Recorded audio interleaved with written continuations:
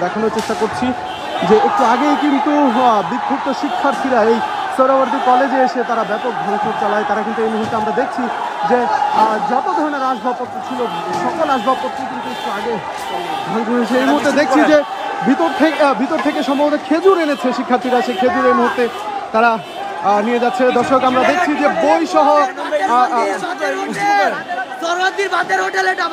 দর্শক আমরা দেখছি যে শিক্ষার্থীরা কিন্তু ভিতর থেকে যে সকল আসবাবপত্র পাওয়া গেছে। এই মুহূর্তে দেখছি যে শেখ হাসিনার কিন্তু একটি ছবি পাওয়া গিয়েছে, সেই ছবি নিয়ে শিক্ষার্থীরা এই মুহূর্তে যাচ্ছে।